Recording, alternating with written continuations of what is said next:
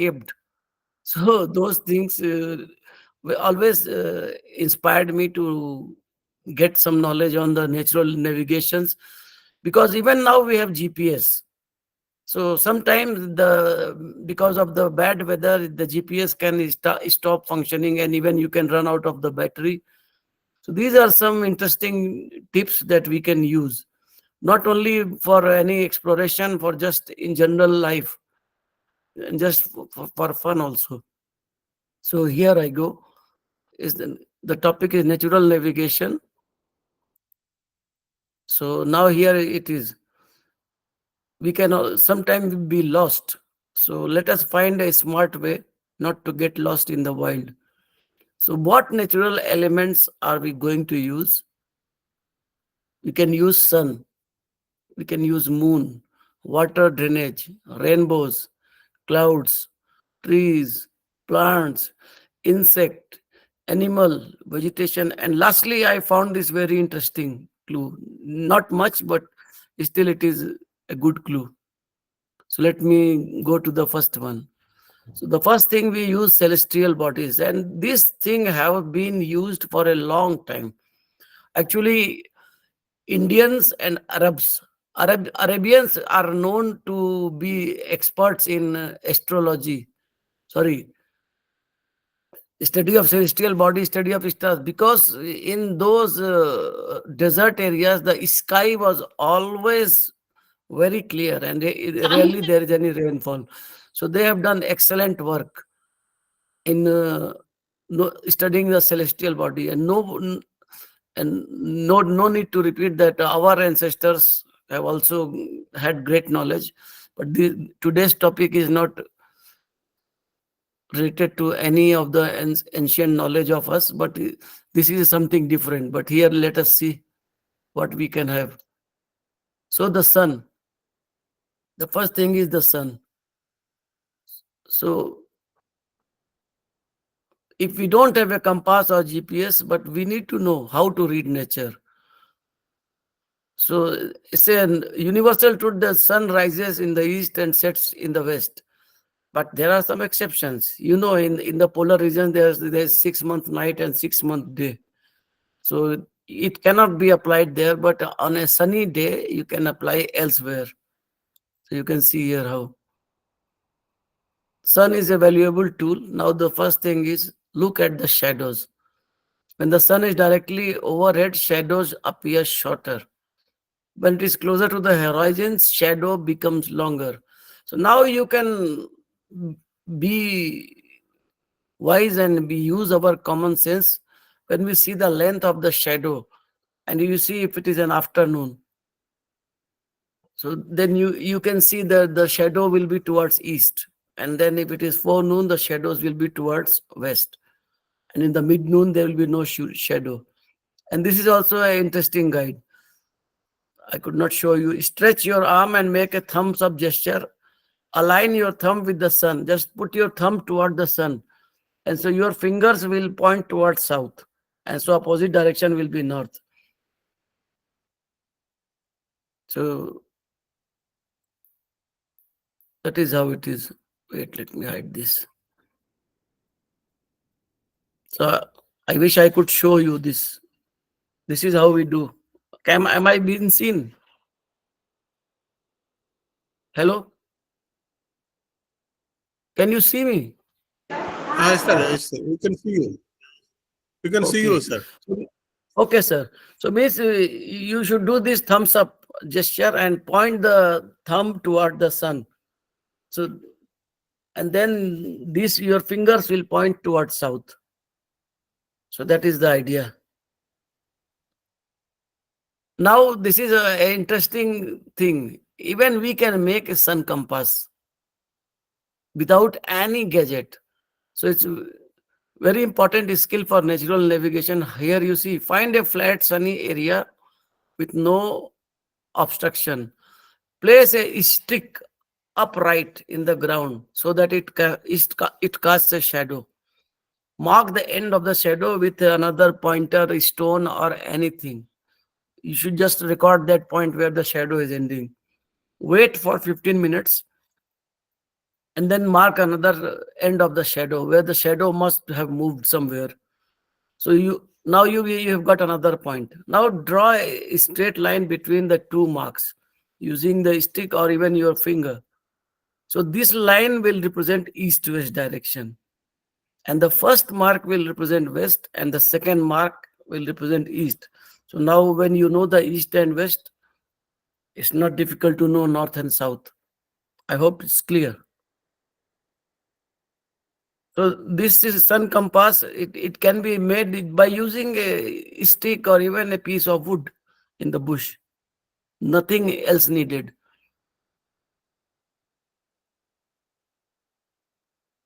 So finding directions in the northern hemisphere, that is the look for the sun. So this is again a repetition, and this is interesting. Pay attention to the vegetation. Some plants tend to lean towards south in the northern hemisphere because they receive more sunlight from south. So when you see some vegetation more grown towards south, you can guess it is south. I will take this further in the section of trees. And this is also interesting. Observe moss on the tree. Those mosses, they grow on the damper side. So in northern hemisphere, the northern sides of the tree are less receiving less sunlight. So they also indicate where you have a lot of growths of moss and lichens, it means that direction is north. Now you see this is locating Polaris.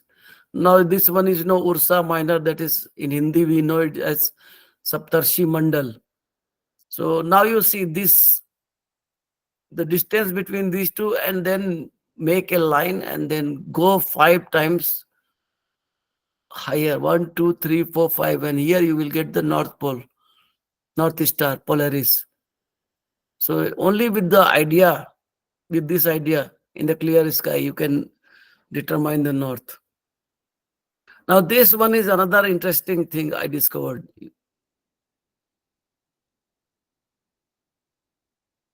This is the simplest one and is just a sheer common sense. Look at the position of the sun in the sky.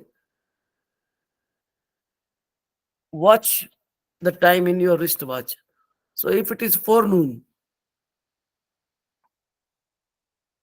and you see the sun, it means that direction is east. And if it is afternoon and see the sun, then that direction is west. Simple. Now see, this is another interesting technique. You can do the orientation with the use of watch or even wristwatch. So if you are in northern hemisphere, position the watch so that the hour hand is pointing toward the sun. You can see I have placed this hour hand toward the sun. And then after doing this, now you see this is 12. So draw this angle and bisect. So this bisection direction will show south, and obviously opposite direction will be north. So let me repeat it again. So this is what we do. We point our hand toward the sun, and then we have 12, and then we bisect this angle, and then we get south, and the opposite is north. This is applicable in the northern hemisphere, not in southern hemisphere. For southern hemisphere, we have a little bit different technique, but we again using the wristwatch. In the southern hemisphere, we point the 12 towards the sun. You can see this is 12 and it is pointing toward the sun. And then again, you take this angle sun between this 12 and this hour hand. And then again bisect. So this direction will show north and opposite will be south. So this will be applicable in southern hemisphere. And as you know, in northern hemisphere, we use hour hand toward the sun. And in the southern hemisphere, we use 12 toward the sun. Now, this is also interesting. Moon phases. Now, you can see here, in a month, this is how the moon moves. So you can see the convex side is here. So that is interesting. The days before the lunar full moon, from 1st to 16, the vacant part of moon will point toward the east. You can see here. The crescent is towards west, and this vacant part is towards east. Again here, it's towards east. And after the from the 16th day, you can see the vacant part is towards west. So this is also an interesting technique to know the directions. I hope it's clear. Now this is again a very interesting technique. You see the moon crescent and then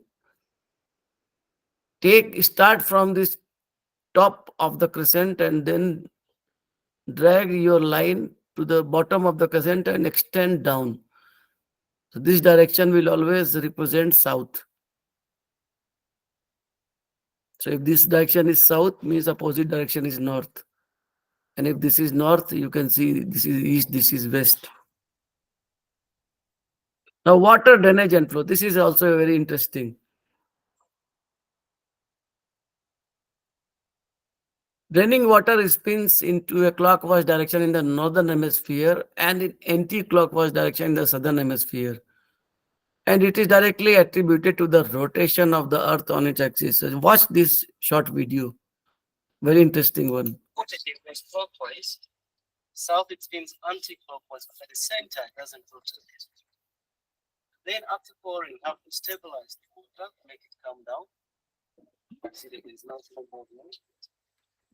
Then after making it stable, just flower. Show how the You can see that the flower is rotating clockwise and the same thing the made in northern hemisphere.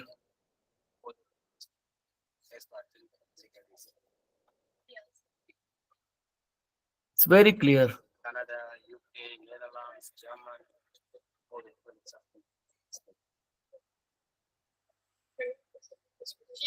Now watch what is happening in the southern hemisphere. And this one is equator, 0-degree latitude. It will show again.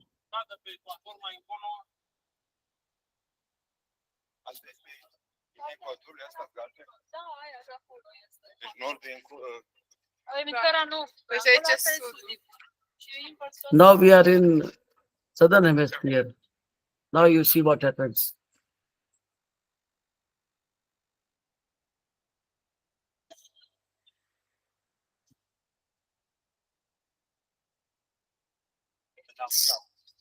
Now you can see the flower is rotating anti-clockwise. So this is another technique to know the nature. With this moment, we can know whether we are in northern hemisphere or southern hemisphere.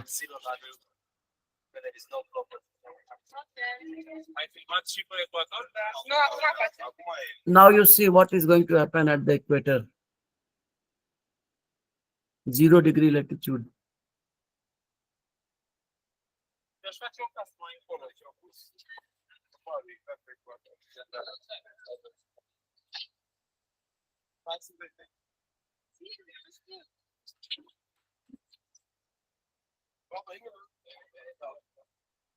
Now in the middle, where you weigh less by 3%. They use this knife to stabilize the water. Now you can see it's neither going anti-clockwise nor going clockwise. So this is a very interesting thing. Now you see, there's something called puddle. If some of people don't know, it's a very small pool of usually dirty or muddy water which is little bit wet. And a thlaweg is a line of curve of lowest elevation within a valley of water case. So this can also give you indication of north and south. You can see here. Water is full of fascinating clues and signs to help us find our way in nature. The humble puddle can be a surprisingly effective compass. Puddles tend to be more common on the southern side of a path. This is due to the movement of the sun. But anywhere north of the tropics, the sun is due south in the middle of the day, so the shaded part of the path takes longer to dry out, meaning we're likely to see more puddles, which indicate south. If you're racing anything on a river, from poo sticks to powerboats, the talweg is worth looking for. It's the line of greatest depth and fastest flowing water at the bottom of a river. The talweg tends to run near the centre of the river, but because the rivers and streams are never straight, it will meander towards the outer bank wherever the river bends. Try to spot it by looking for slight variations in speed across the centre of the river. When a gust of wind touches the surface of calm water, it creates a localised patch of bigger ripples. These can be seen as a different colour, normally darker. This effect has the nickname cat's paws. For anyone out on the water, there is no technology that can predict the arrival of a gust of wind as effectively as cat's paws. Read more about the clues and signs hidden in names of books. Water is full of fascinating. Now we are dealing with rainbows and clouds. You can see how they help in getting the directions. So this, the movement of clouds is controlled by the wind direction. So that is how we can get the direction. In the northern hemisphere, wind swept is from southwest to northeast. So if you know you are in which hemisphere, you know the normal trend of the wind direction, and then you can predict which direction we are going to. See, this is a general figure. Now you can see in these tropics, winds are mostly coming from southeast. And actually, because of the pressure, the winds should go straight. And even here, it should go straight. But because of the moments of the rotation of the earth, there is something called Coriolis effect. So they move towards west. So here you see the winds are going here. And here again, in the polar region, winds are coming from, say, northeastern side. Only in this temperate region, the wind direction is opposite. So if you are here, you should know that most of the winds will be coming from eastern side or northeastern side. So this is what we use.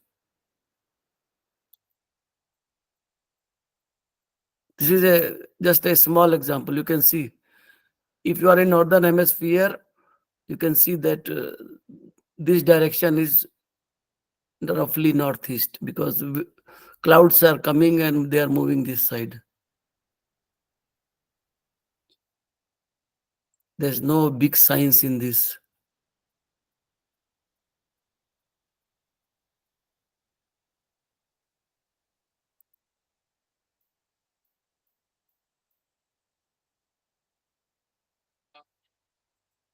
Look up into the sky, day or night, and you'll find lots This of is clues very and signs interesting. to You help can you see find your way in the natural rainbow. world. The relationship between rainbows and the sun offers us a brilliant natural compass. If we imagine a rainbow as a full circle, the centre of that circle will always be directly opposite the sun. So if we're using the sun to navigate, a rainbow gives us a colourful way of knowing where the sun is, even if we can't see it. Another handy tip about rainbows: the more vibrant red we see, the bigger the raindrops. There are certain clouds we can all learn to spot that are particularly useful to a natural navigator. White fluffy clouds that scoot across a blue sky signify a fine day for getting outside, but tall clouds are a sign the weather is getting more unsettled and change is on the way. Look at the tops of the clouds. If the surface appears soft and rounded like a cauliflower, it's safe to stay outside. If the top turns wispy, like candy floss, it could be turning into a storm cloud, and it's probably a good time to seek shelter. On a clear night in the Northern Hemisphere, there's a simple method for finding the North Star.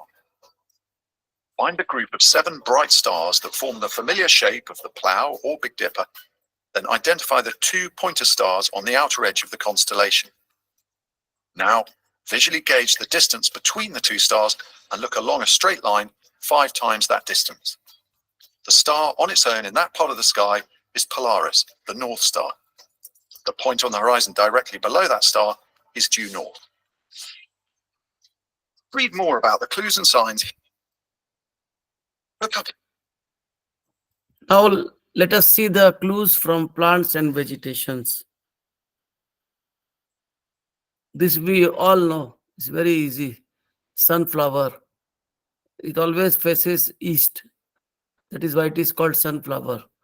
And this is because of this phenomenon called heliotropism, because they like sunlight and they return to the position when the sun sets. So sunflower is very common in India. So everyone knows. Now you see this. This is also interesting. In tropic and equatorial mosses, they go on tree trunk on the western lot. This is representing western side. In the temperate region, the mosses will grow in the northern side because of the same reasons, getting more shades and sunlight.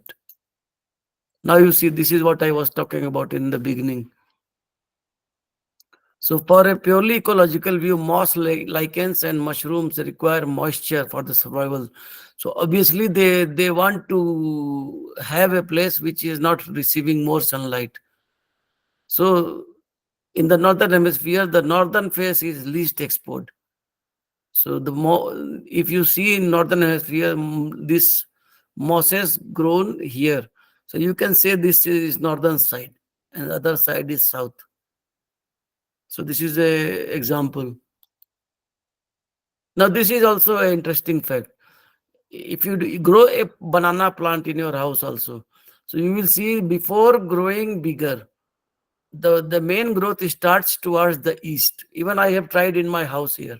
So I have seen that the first growth was here towards east. And same thing happens to the bamboos. So they can also give you a clue about east and west. And this is a bulbine plant, bulbine succulenta, South Africa. It is called compass plant. And it has a wide distribution. And you can see this plant always aligns towards north and south. And importantly, its leaves have medicinal use. They are good for treatment of sunburn, cracks, lips, and other skin irritation. So you can see this. That is why this is called a compass plant. Just like the compass needle, this leaf is pointing towards north. Similar plants are here, like pincushion. This one is also opening toward the sun, harvesting as much sunlight as possible. So this can also indicate east and west. Even this one, the flower of this bush, Proteaceae, open toward the sun.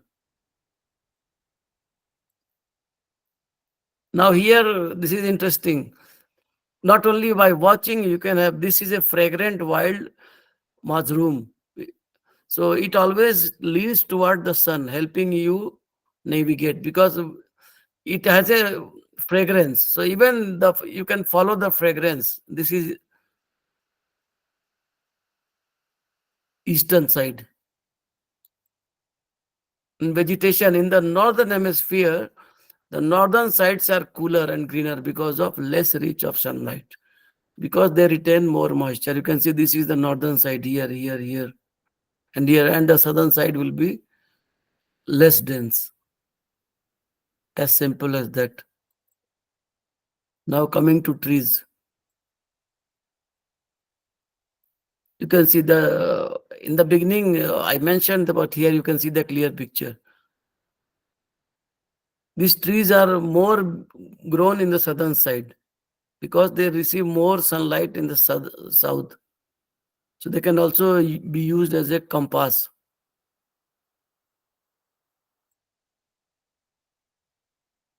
Now you see again, the strong wind can even give rise to a tilt of the roots.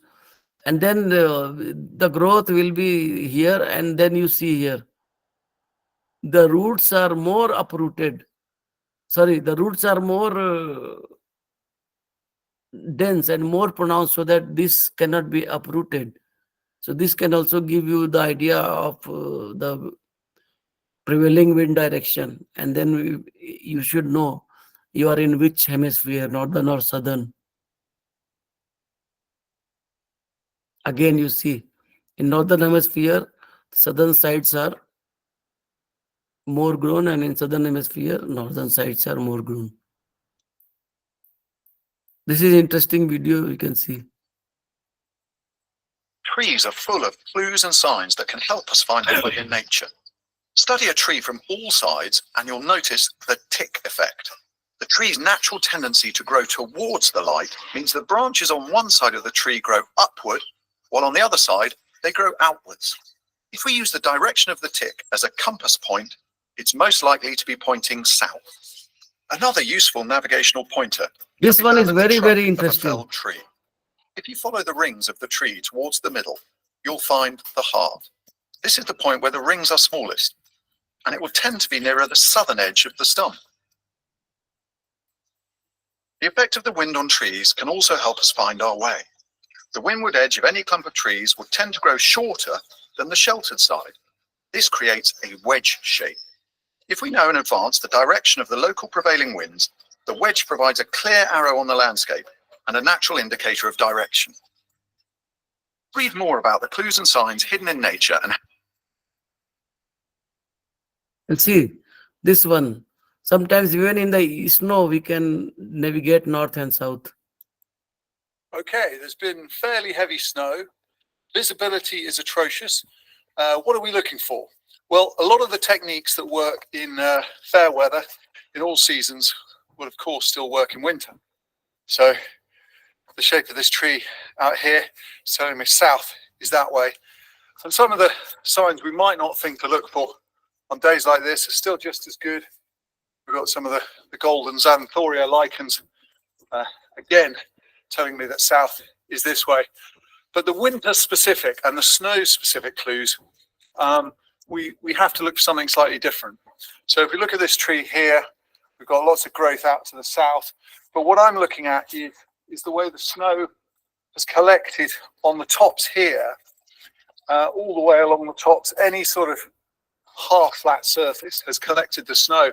And we'll get that on any flat surface, whether it's the ground or a branch. So what we're actually looking for is the places where snow's collecting that have nothing to do with gravity. And as we look up the tree here, we can start to see the strips on the north, or in this case, the northwest side of the tree. And then we just tune into that and see if that's a dependable trend. And that's what I've been doing.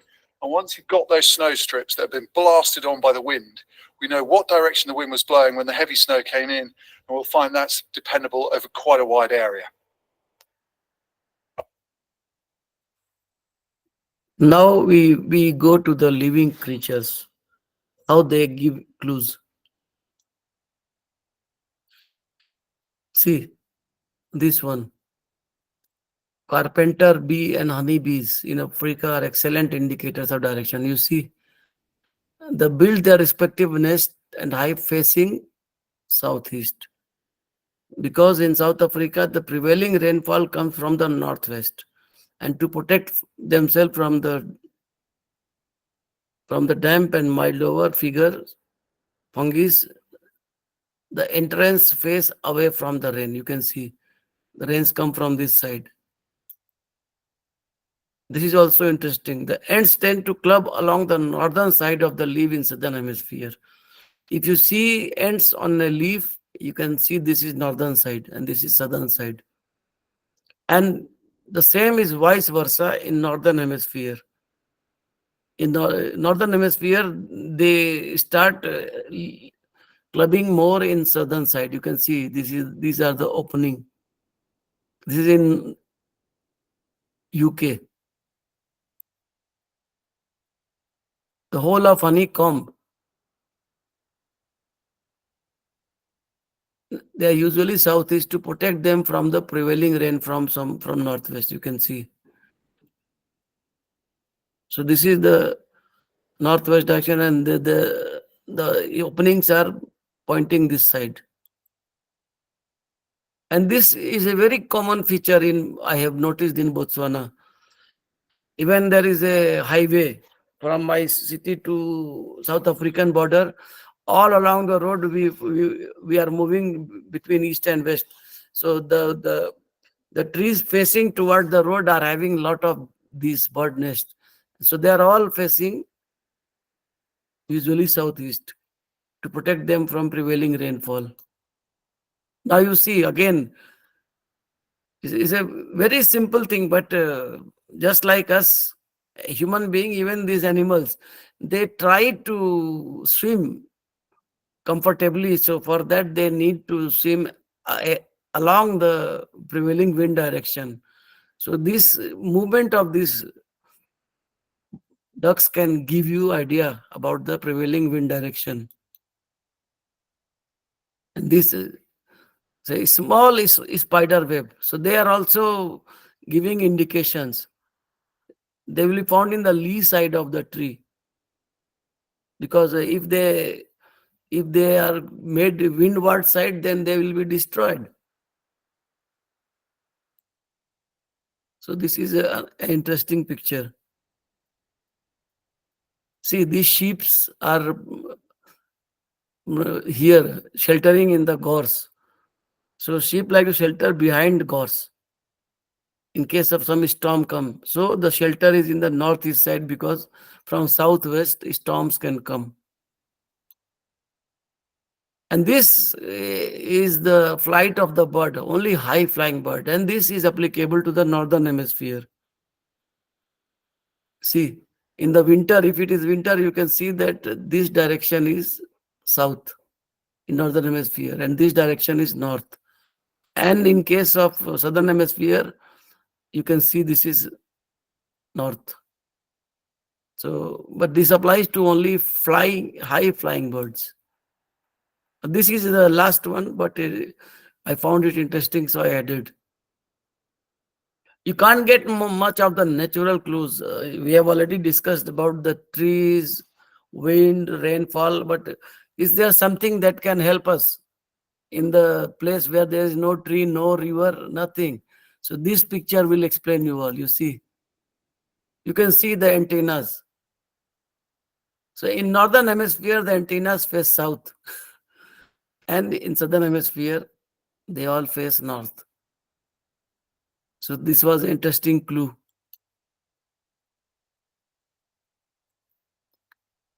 So that is all. Should I stop sharing now?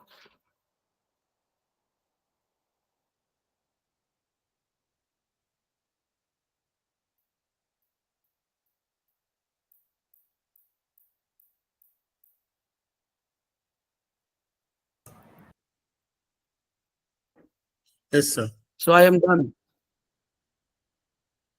Hello, Swati. Thank you, Rahul I sir, hope you found it interesting.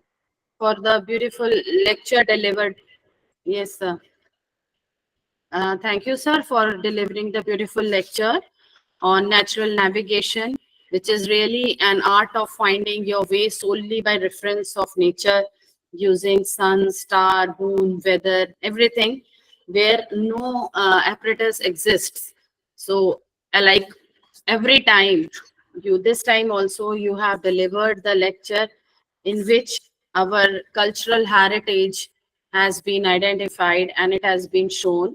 We thank you so much for sparing your time once again, sir.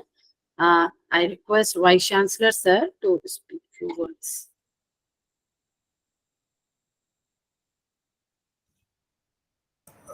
Hello, madam. What do you want me to? Yes. Madam, what do you want me to do? Sir, if you wish, wish Okay. to speak to Okay. Rahul, sir, Okay. or Thank you very much, Rahulji. That's only I want to tell. It's a Thank you, wonderful sir. lecture. It's always my thank you very pleasure. much.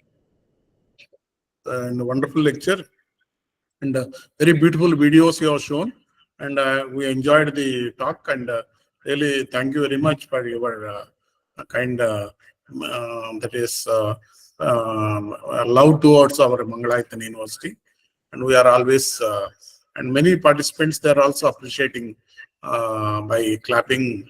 I could see them, and it is really enjoyable to everyone. Thank you very much. Yes, sir. Thank you, sir. Actually, I am a geologist, so I take my students here also for winter Yes. school mapping in the bush.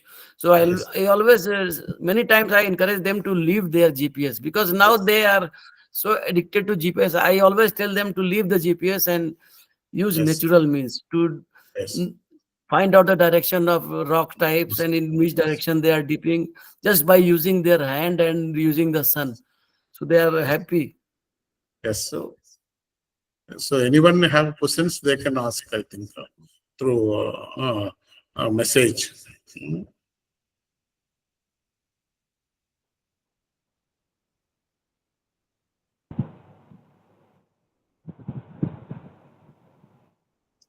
I don't think, sir, anyone is having any doubt. No queries coming in the chat box.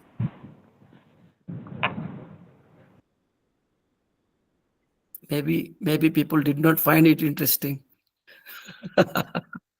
No, it's not that, or maybe it was so clear to them that they don't have any doubts. Okay, no, I try to make my presentations very visual and very clear. Actually. And I don't like writing very long texts. So I Yes, write sir. minimum. No, your way of explanation is really very impressive. Hmm. So So on behalf of Mangalayatan University family, I once again thank you, sir, for joining the webinar, and will be looking forward for further more such sessions. yes, ma'am. I am really thankful to sir. Sir is always kind and gives me opportunity, and now I am feeling like I am associated with Mangalayatan University. Yes, even we feel you are part of our university. Yes. Thank you very much. Thank you, sir. Thank you so much. Thank you. Thank you so much, sir.